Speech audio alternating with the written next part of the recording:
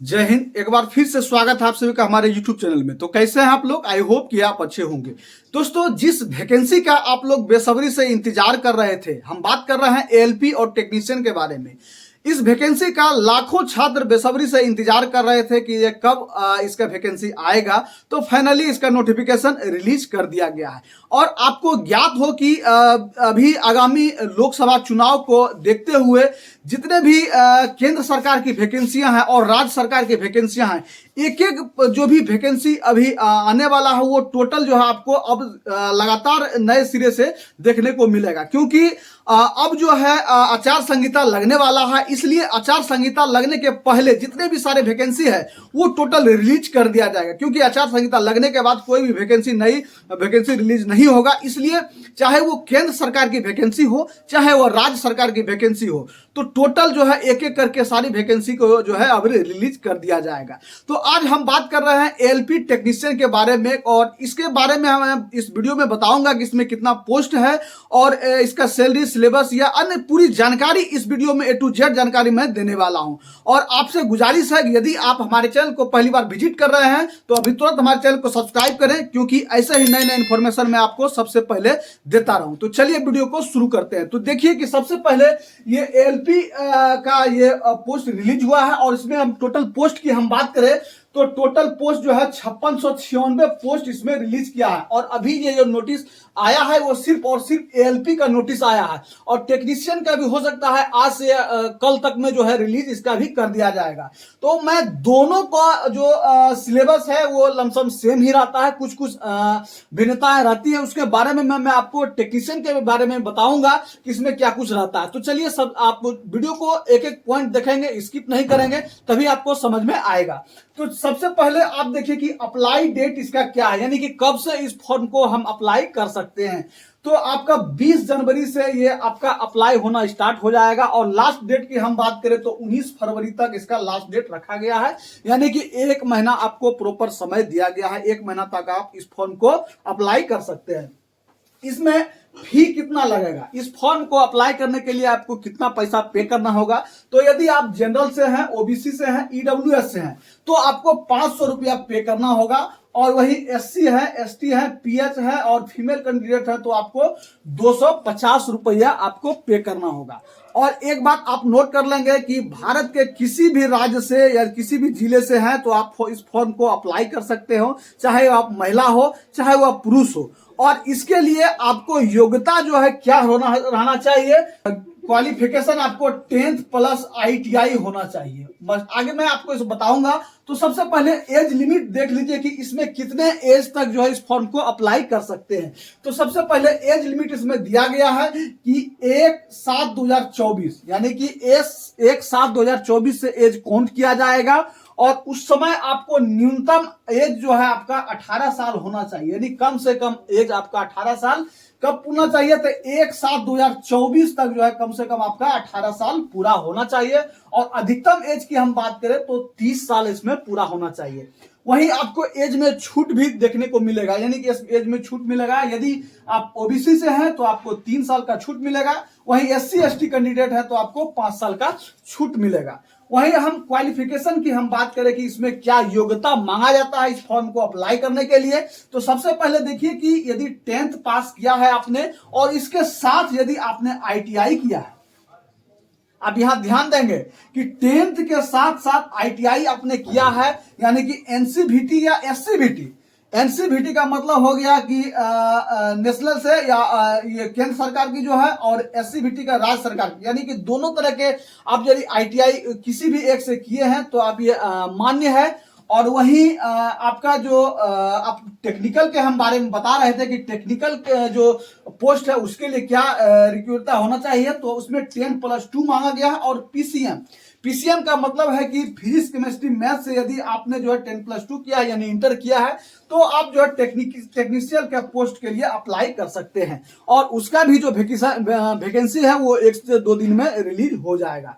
और इसमें पोस्ट जो है बहुत कम है, ये मानते हैं कि, और अदरवाइज जो पहले वैकेंसी निकाला गया है उसमें बहुत ज्यादा पोस्ट पे निकाला जाता था, और ये कहीं ना कहीं ये बहुत कम पोस्ट देखने को मिल रहा है। मात्र जो है 5696 पोस्ट पर ही इसमें वैकेंसी निकाला गया है। तो इसके बारे में आपका क्या ख्याल है, आप प्लीज मुझे कमेंट के बॉक्स में बताएंगे, क्योंकि ये भर्ती जो है पूरे देश के लिए भर्ती निकाला गया, यानी कि पूरे भारत के जितने भी राज्य हैं सभी छात्र जो है अप्लाई करेंगे। तो इसमें बहुत से कम पोस्ट पर इसमें वैकेंसी लिया जा रहा है। तो इस पर आपकी क्या राय है, प्लीज कमेंट बॉक्स में जो है आप बताएंगे। और इसके साथ ही आगे देखिए कि कोई कोई बच्चा जो है कि डिग्री में जो है डिप्लोमा इंजीनियरिंग में कर लेते हैं, यानी कि 10+2 के बाद जो है डिग्री डिप्लोमा इंजीनियरिंग कर लेते हैं, तो वो भी जो एलपी के लिए एलिजिबल है वो फॉर्म को अप्लाई कर सकते हैं।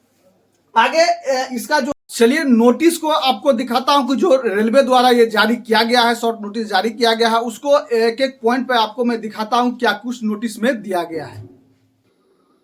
फ्रेंड्स, ये रही वो नोटिस जो government of India ministry of railway यानी रेलवे बोर्ड द्वारा जो है ये जारी किया गया है। और ये जो भर्ती है वो आरआरबी रिक्वायरमेंट बोर्ड यानी कि आरआरबी द्वारा ये टोटल वैकेंसी निकाला जाता है। इसमें आप देखिए कि सेंट्रलाइज एम्प्लॉयमेंट नोटिस जो है आपका ECN नंबर 1/2024 इसका निकाला गया, यानी कि ये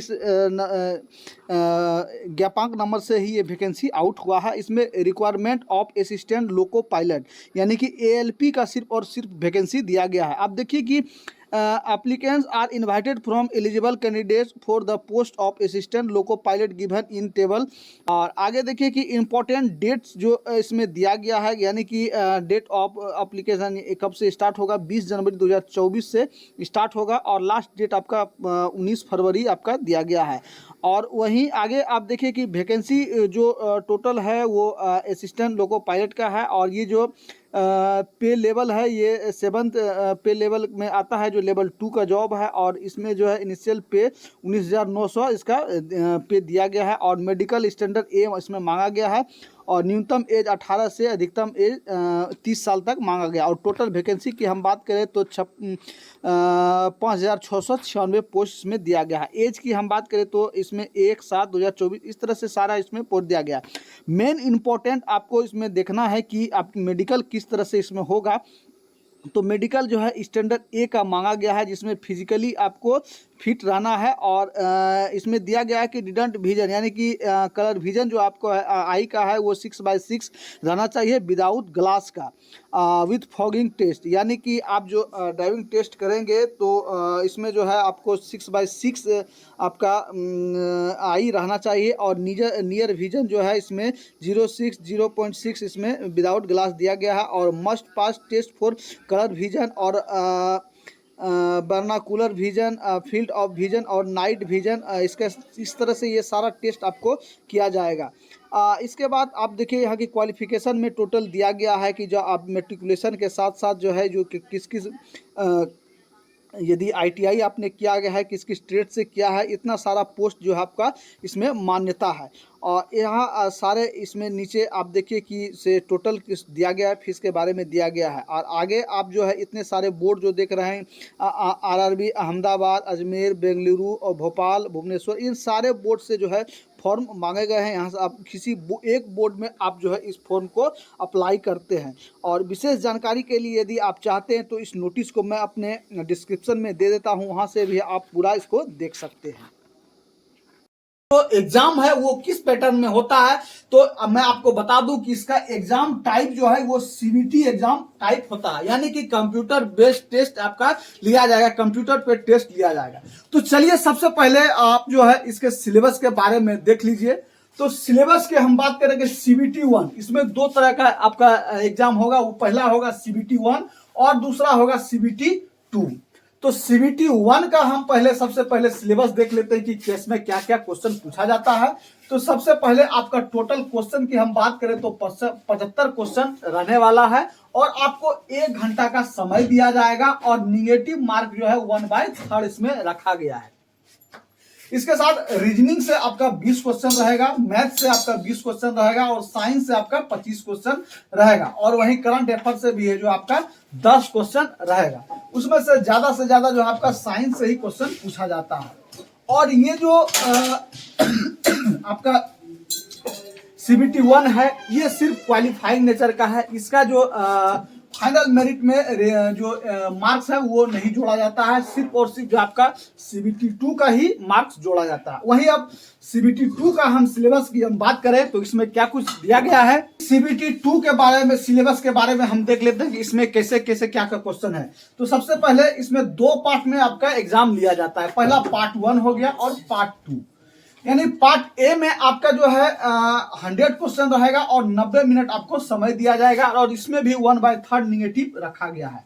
इसमें से आपको मैथ से जो है टोटल 25 क्वेश्चन पूछा जाएगा और वहीं रीजनिंग से आपका 25 क्वेश्चन रहेगा और जीके और जीए से यानी 10 क्वेश्चन रहेगा और इसके साथ ही साइंस से आपका 40 क्वेश्चन रहेगा और साइंस में इंजीनियरिंग भी साथ साथ इसमें जो क्वेश्चन पूछा जाएगा। वहीं पार्ट बी की हम बात करें तो इसमें आपका 75 क्वेश्चन टोटल रहेगा और 60 मिनट का समय दिया जाएगा और इसमें भी 1/3 का जो है निगेटिव मार्क देखने को मिलेगा।